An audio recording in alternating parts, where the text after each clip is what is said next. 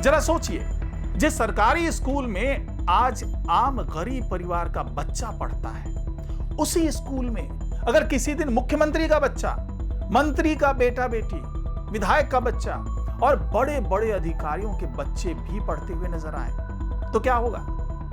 क्या उस स्कूल की तस्वीर बदल जाएगी? क्या स्कूल में पढ़ाई की गुणवत्ता बढ़ेगी? क्या शिक्षकों की जवाबदेही बढ़ेगी? क्या स्कूलों में बेहतर इंफ्रास्ट्रक्चर पहुंचेगा? और सबसे बड़ा सवाल, क्या बिहार की सरकारी शिक्षा व्यवस्था को बदलने के लिए यह फैसला गेम चेंजर साबित हो सकता है? बिहार के मुख्यमंत्री सम्राट चौधरी ने शिक्षा को लेकर ऐसा ही बड़ा दावा किया है। मुख्यमंत्री ने कहा है कि बिहार में ऐसी व्यवस्था बनाने की दिशा में सरकार काम कर रही है जिसमें मंत्री और विधायक से लेकर जिला स्तर के अधिकारी, ये सब लोग जो है वो अपने बच्चों को सरकारी स्कूलों में पढ़ाते हुए नजर आएंगे। और इसके लिए मुख्यमंत्री ने 1 से 2 साल की समय सीमा का लक्ष्य भी बताया है। यानी आने वाले समय में बिहार की सरकारी स्कूल व्यवस्था सिर्फ गरीब और जरूरतमंद परिवारों के बच्चों तक सीमित नहीं रहेगी, बल्कि सक्षम परिवारों के बच्चे भी सरकारी स्कूलों में पढ़ते नजर आ सकते हैं। मुख्यमंत्री के मुताबिक जब सक्षम परिवारों के बच्चे सरकारी स्कूलों में पढ़ने लगेंगे, तभी यह माना जाएगा कि सरकारी शिक्षा व्यवस्था में वास्तव में बड़ा बदलाव आया है।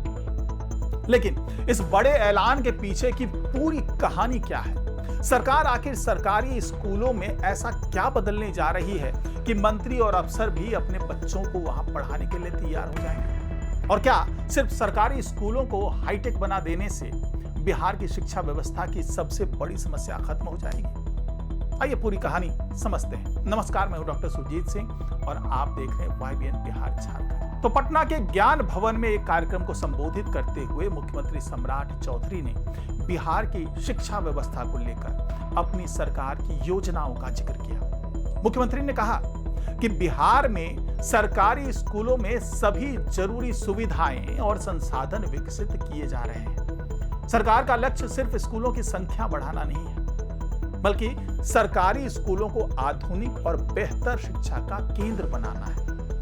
मुख्यमंत्री ने साफ तौर से कहा कि सरकार ऐसी व्यवस्था तैयार करने की दिशा में आगे बढ़ रही है जिसमें मंत्री, विधायक और जिला स्तर के अधिकारी भी अपने बच्चों को सरकारी स्कूलों में पढ़ाएंगे। इसके लिए अगले 1 से 2 वर्षों में व्यवस्था तैयार करने का लक्ष्य रखा गया है। अब सवाल यह है कि आखिर सरकार ऐसा क्यों करना चाहती है? इसका जवाब मुख्यमंत्री के बयान में ही छिपा है। अब इस बिहार में सरकारी स्कूलों में मुख्य रूप से गरीब और मध्यम वर्गीय परिवारों के बच्चे बड़ी संख्या में पढ़ते हैं। वहीं आर्थिक रूप से सक्षम परिवारों का एक बड़ा हिस्सा अपने बच्चों को निजी स्कूलों में भेजता है। आपने नहीं देखा होगा कि किसी डीएम, कलेक्टर या जिला स्तर के किसी अधिकारी का बच्चा जो है वो सरकारी स्कूल में जा रहा है।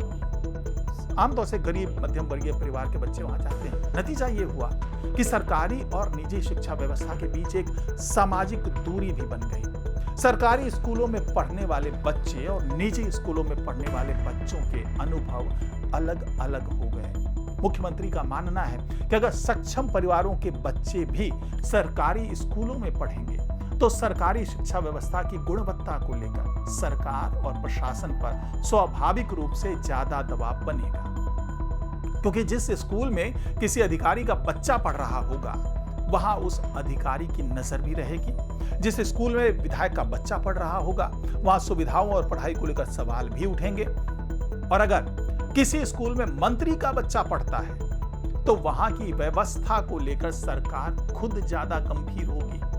यही इस पूरी योजना का सबसे बड़ा संदेश माना जा रहा है। लेकिन सिर्फ मंत्री और अफसरों के बच्चों को सरकारी स्कूलों में भेजने की बात करने से काम नहीं चलेगा। सरकार को स्कूलों को उस स्तर का भी बनाना होगा जहां अभिभावकों को निजी स्कूल की जरूरत महसूस ना हो। मुख्यमंत्री ने इसी दिशा में कई योजनाओं का जिक्र किया। उन्होंने कहा कि सरकारी स्कूलों को हाईटेक बनाने की दिशा में काम किया जा रहा है। राज्य में 551 सरस्वती विद्या निकेतन मॉडल स्कूल खोलने की बात भी मुख्यमंत्री ने कही। इसके साथ ही स्कूलों में लाइव क्लासेस शुरू करने की बात भी कही गई। यानी तकनीक के इस्तेमाल के जरिए उन स्कूलों तक भी गुणवत्तापूर्ण जो शिक्षण सामग्री है वो और कक्षाएं पहुंचने का जो है वो प्रयास किया जाएगा, और जहां हर विषय के विशेषज्ञ जो हैं वो शिक्षक वो उपलब्ध कराना मुश्किल हो सकता है। लेकिन अब जरा सोचिए, अगर किसी सरकारी स्कूल में सामान्य कक्षा के साथ लाइव क्लासेस की सुविधा, डिजिटल संसाधन, बेहतर शिक्षक हो, प्रतियोगी परीक्षाओं की तैयारी हो और बच्चों को आधुनिक शिक्षा मिले, तो फिर निजी स्कूलों और सरकारी स्कूलों के बीच का जो अंतर है वो काफी हद तक कम किया जा सकता है। मुख्यमंत्री ने सरकारी स्कूलों में सिर्फ सामान्य पढ़ाई की बात नहीं की। उन्होंने कहा कि सरकारी स्कूलों में नीट और जेई जैसी जो प्रतियोगी परीक्षाएं हैं उसकी भी तैयारी कराई जाएगी, उसकी व्यवस्था की जा रही है। यह घोषणा इसलिए भी महत्वपूर्ण है क्योंकि बिहार के लाखों परिवार अपने बच्चों को इंजीनियरिंग और मेडिकल की तैयारी कराने के लिए दूसरे शहरों का रुख करते हैं। पटना, कोटा, दिल्ली, राजस्थान और दूसरे राज्यों में कोचिंग के लिए जाने वाले छात्रों और उनके परिवारों पर आर्थिक बोझ भी पड़ता है। अगर सरकारी स्कूल में ही मजबूत शैक्षणिक आधार, प्रतियोगी परीक्षा की तैयारी और आधुनिक शिक्षण व्यवस्था उपलब्ध हो जाए तो बिहार के छात्रों के लिए ये बड़ा बदलाव हो सकता है। लेकिन इसके लिए सबसे जरूरी होगा गुणवत्ता, यानी कि क्वालिटी, क्योंकि नीट और जेई की तैयारी सिर्फ स्मार्ट क्लास या डिजिटल स्क्रीन से नहीं होती। इसके लिए अच्छे शिक्षक होने चाहिए, नियमित कक्षाएं होनी चाहिए, टेस्ट सीरीज होनी चाहिए, डाउट क्लियरिंग होनी चाहिए, छात्रों के प्रदर्शन की लगातार निगरानी होनी चाहिए और सबसे महत्वपूर्ण ऐसा शैक्षणिक माहौल होना चाहिए जिसमें बच्चे प्रतियोगी परीक्षाओं के लिए लंबे समय तक मेहनत कर सकें। मुख्यमंत्री ने शिक्षा व्यवस्था को लेकर एक और बड़ी समस्या की तरफ इशारा किया। उन्होंने कहा कि आज भी बिहार के लाखों बच्चों को पढ़ाई के लिए राज्य से बाहर जाना पड़ता है। मुख्यमंत्री के मुताबिक स्टूडेंट क्रेडिट कार्ड योजना के तहत बिहार सरकार करीब 18,000 करोड़ रुपए देकर अपने बच्चों को दूसरे राज्यों में पढ़ाई के लिए भेजती है। सरकार का प्रयास है कि बिहार में ही उच्च शिक्षा के पर्याप्त अवसर तैयार किए जाएं। इसी क्रम में मुख्यमंत्री ने कहा कि राज्य में 211 डिग्री कॉलेज खोले गए हैं ताकि छात्रों को पढ़ाई के लिए अपने प्रखंड से बाहर जाने की जरूरत कम हो।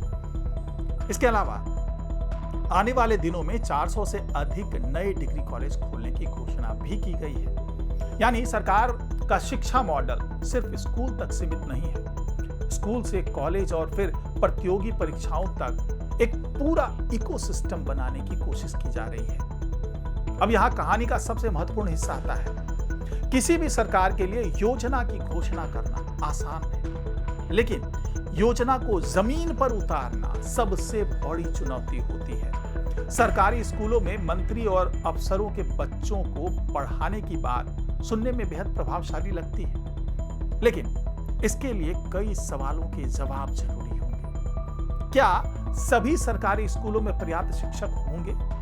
क्या हर स्कूल में स्मार्ट क्लास की सुविधा होगी? क्या स्कूलों में साफ सफाई, शौचालय, पेयजल और बिजली की व्यवस्था बेहतर होगी?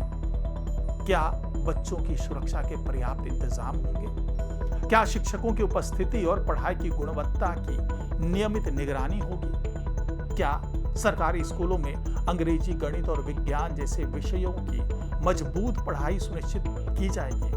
और सबसे बड़ा सवाल, क्या मंत्री, विधायक और अधिकारी वास्तव में अपने बच्चों को सरकारी स्कूलों में भेजेंगे?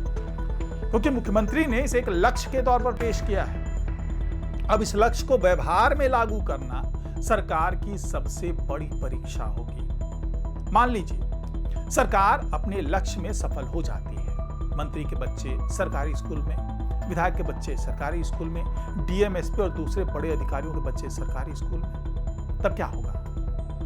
सबसे पहले सरकारी स्कूलों की गुणवत्ता पर सीधी नजर पड़ेगी। अभिभावकों का भरोसा बढ़ सकता है, सरकारी स्कूलों में नामांकन बढ़ सकता है, शिक्षकों की जवाबदेही बढ़ सकती है, स्कूलों के इंफ्रास्ट्रक्चर पर ज्यादा ध्यान दिया जा सकता है और शायद सबसे महत्वपूर्ण, सरकारी और निजी शिक्षा के बीच की खाई कम हो सकती है। पुख्ता तौर से नहीं कहा जा सकता, लेकिन इसकी संभावना नजर आती है। लेकिन अगर यह सिर्फ घोषणा बनकर रह गई, तब इसका असर उल्टा भी हो सकता है, क्योंकि बिहार के लोग अब सिर्फ घोषणा नहीं, नतीजा देखना चाहते हैं। मुख्यमंत्री ने शिक्षा के विस्तार के लिए मठ और मंदिरों से भी आगे आने की अपील की है। उन्होंने आग्रह किया कि मठ और मंदिर एक एक स्कूल और कॉलेज खोलें, सरकार उन्हें मान्यता देगी। यानी सरकार शिक्षा के क्षेत्र में सरकारी व्यवस्था के साथ साथ सामाजिक और धार्मिक संस्थाओं की भागीदारी भी बढ़ाने की कोशिश कर रही है। इसके साथ ही उच्च शिक्षा के विस्तार की योजना भी सामने रखी गई है। मुख्यमंत्री ने नालंदा विश्वविद्यालय के पुनर्जीवन का जिक्र करते हुए भागलपुर में विक्रमशिला विश्वविद्यालय स्थापित करने की दिशा में काम करने की बात कही है। यानी सरकार बिहार को सिर्फ स्कूली शिक्षा के स्तर पर नहीं बल्कि उच्च शिक्षा के क्षेत्र में भी मजबूत करने का दावा कर रही है। अब असली सवाल बिहार की जनता का है। मुख्यमंत्री सम्राट चौधरी का यह ऐलान निश्चित रूप से बड़ा है, क्योंकि यह सिर्फ स्कूल बनाने की घोषणा नहीं है, यह सरकारी शिक्षा व्यवस्था पर भरोसा पैदा करने की चुनौती है। अगर सरकार सचमुच ऐसी व्यवस्था बना देती है कि मंत्री और अफसर अपने बच्चों को सरकारी स्कूल भेजने में गर्व महसूस करें, तो यह बिहार की शिक्षा व्यवस्था में एक बड़ा बदलाव माना जाएगा। लेकिन इसके लिए सरकार को सिर्फ भवन नहीं, भरोसा बनाना होगा। सिर्फ स्मार्ट क्लास नहीं, स्मार्ट शिक्षा देनी होगी। सिर्फ स्कूल नहीं, बेहतर शिक्षक देने होंगे। सिर्फ नीट जी की घोषणा नहीं, उसके लिए मजबूत तैयारी का सिस्टम बनाना होगा। और सबसे बढ़कर सरकारी स्कूलों को ऐसा बनाना होगा कि अभिभावक मजबूरी में नहीं, भरोसे से अपने बच्चे को वहां भेजें।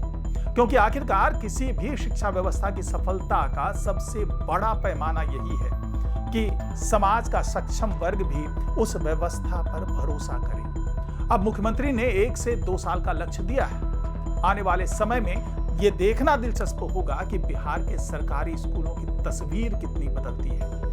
क्या वो दिन सचमुच आएगा जब मंत्री का बच्चा, विधायक का बच्चा और बड़े अधिकारी का बच्चा उसी सरकारी स्कूल में पढ़ता नजर आएगा जहां आम गरीब परिवार का बच्चा पढ़ रहा है? अगर ऐसा हुआ तो बिहार की शिक्षा व्यवस्था में यह सिर्फ एक प्रशासनिक बदलाव नहीं होगा, बल्कि ये उस मानसिकता में बदलाव होगा जिसमें सरकारी स्कूल को गरीबों का स्कूल और निजी स्कूलों को अमीरों का स्कूल मान लिया जाता है। अब गेंद सरकार के पाले में है। सम्राट चौधरी ने लक्ष्य बता दिया है, 1 से 2 साल की समय सीमा भी बता दी है।